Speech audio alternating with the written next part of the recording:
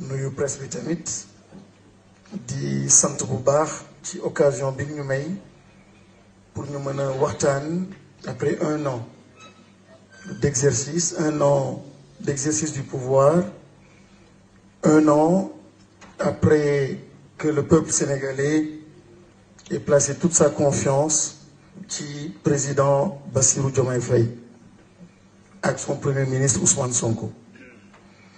man nag amatuma li may wax ci justice leeral ngeen, reddition des comptes leeral ngeen, au plan économique leeral ngeen, lépp leer na. mais benn point rek, madame la présidente, laa bëgg insister. Il faudrait que nous dépassions une certaine forme d'opposition pour continuer à plus communiquer avec le peuple sénégalais. L'opposition n'avait pas gagné ici. Mars bi passé, c'était pas l'opposition. C'était une victoire du peuple sénégalais. C'était véritablement une victoire du peuple sénégalais. Et avec, bien sûr, à la tête de ce mouvement du peuple sénégalais, un homme qui s'appelait Ousmane Sonko. Tout à l'heure, am na ñu jël kàddu wax sa vision, ses stratégies. On était dans les couloirs, mais je dis, comme la présidente, le Sénégal a une chance. Le Sénégal a une très grande chance. Plusieurs fois, je me suis rendu compte qu'il était visionnaire. Mais au-delà de sa vision, dafa am un élément extrêmement important, c'est que dafa am yàlla nag moo koy def. Yàlla moo koy def. Il a une façon qui n'est pas linéaire de réfléchir.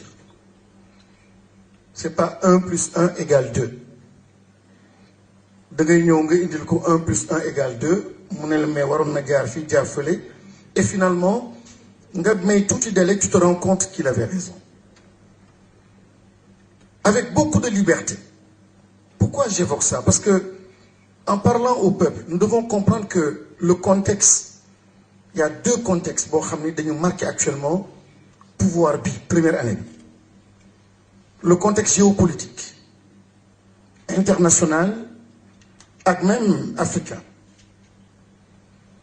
Le peuple sénégalais doit comprendre ce qui est en train de se passer et de faire une incidence sur l'exercice du pouvoir.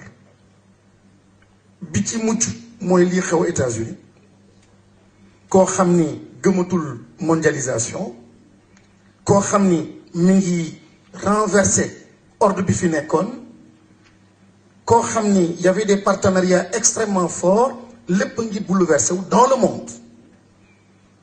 mu amaat autour de nous des pays qui étaient avec nous économiquement, politiquement, ainsi de suite. Lu bëri mi ngi soppeeku. Nga gis tamit des pays du Maghreb, du ma ci tudd, xam naa le directeur général du port na me comprendre, ni ñoom aussi ils sont très agressifs, di profiter ci benn situation pour mener économiquement s'implanter et puis am seen partenariat très fort avec d'autres pays, et tout cela peut amener le Sénégal à perdre donc benn position ou benn leadership. Dans ce contexte, le président de la République, son premier ministre, son gouvernement et le peuple sénégalais, tous doivent se mobiliser pour l'essentiel. Pour l'essentiel. Ça, c'est un premier aspect. Le deuxième aspect, moom mooy lii xewoon ngir yàlla buñ ko fàtte. Il faut donner du sens à ce qui s'est passé. Ces morts, ce désordre, cette catastrophe. Xam nga su jàmm amee doomu aadama da ngay teel a fàtte.